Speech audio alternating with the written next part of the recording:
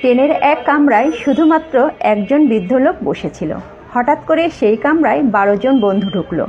ঢুকেই তারা উচ্চস্বরে গান গাইতে শুরু করলো এবং ছুরি দিয়ে আম কেটে খেতে লাগলো। হঠাৎ করে তাদের মধ্য থেকে একজন বলল, নে আমরা একটু মজা করি, আমরা ট্রেনের চেনটা টানি, তাহলে ট্রেন থেমে যাবে। অন্য এক বন্ধু বলল, তাহলে কিন্তু 500 টাকা জরিমানা, না হয় 6 মাসের জেল হবে। অন্য একটা বন্ধু বলল, তাহলে এক কাজ করি, আমরা সবাই মিলে 100 টাকা করে চাঁদা তুলি, 500 টাকা জরিমানা দেব, আর 700 টাকায় আমরা সবাই মিলে কিছু খেয়ে নেব, মজা করাও হবে, খাওয়া দাওয়াও হবে। এরপরে সবাই মিলে 100 টাকা করে চাঁদা তুলে এক বন্ধুর পকেটে 1200 টাকা রেখে দিল।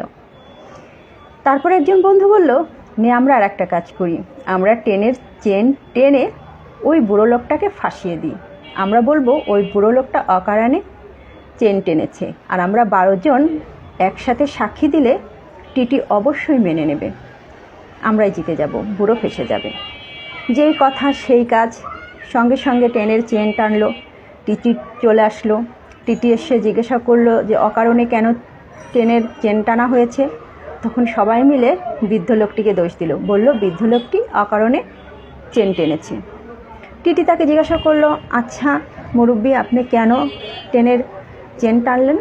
বৃদ্ধ লোকটি বলল, আমি অকারণে টানিনি, আমি খুব বিপদে পড়ে টেনেছি বাবা।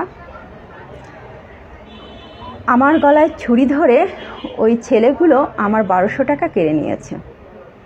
ওই যে দেখো, ওই ছেলেটার পকেটে 1200 টাকা রয়েছে আর ওর ব্যাগে একটা ছুরি রয়েছে। সঙ্গে সঙ্গে টিটি পুলিশকে ফোন দিল। পুলিশ এসে 12 জন বন্ধুকে যখন ধরে নিয়ে যাচ্ছিল, তখন বৃদ্ধ লোকটি হেসে বলল, এই যে এই চুলদাড়ি দেখছো না, এগুলো কিন্তু বাতাসে পাকেনি,